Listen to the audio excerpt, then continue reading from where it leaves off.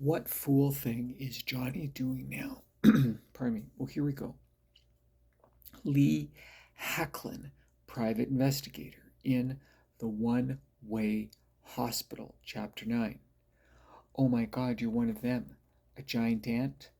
Gabby Cohen, mother of the late Gabe Cohen, was in her middle years, and her frame was wrapped in a pink apron that announced, "Moms have wings." It was 8 in the morning, colder than a cream soda Slurpee, and I was riding on fumes. They don't call it a graveyard shift for nothing. I was in Brownsville, a comparatively peaceful Brooklyn neighborhood, and standing on the front porch of a well-maintained house of brick and stone. Gabby pointed at the Superguard logo on my jacket like it was the scarlet letter. I blushed and said, "Oh, I just got off work." She put her hands on her hips. "I'll tell you what I told that other fellow.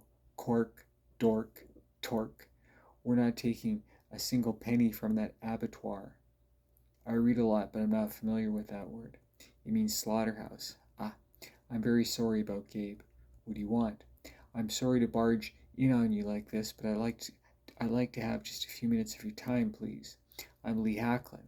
She squinted at my license, as though she was trying to read the fine print. "Don't you like to have your picture taken? Your eyes are closed." "But my mind is open. I've been hired to investigate Mercy Hospital."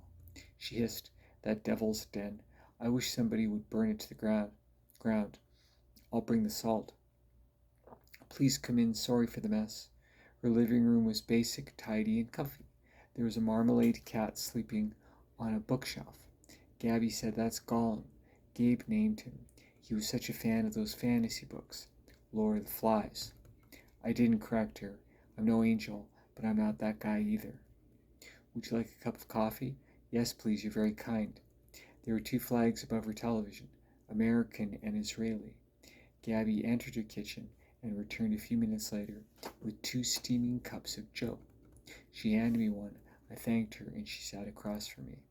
I spied on her fireplace a framed photo of a young, handsome man, smiling and bright. His arm was around an older version of him. Gabby saw me noticing and said, "That's Gabe and his father Abe. Gabe and Abe. They're with God. Cancer took Abe. It's just me and Gollum now. Don't say you're sorry. I've had my fill of that. Oh Lord, I just might cry." "That's all right. Would you like me to leave?" "Hell no, I'm starved for company." "Did you know a man named Dan Balls?" I thanked God that his first name wasn't Harry. Happy Wednesday. Thanks for watching. And don't forget, God loves you. Cheers.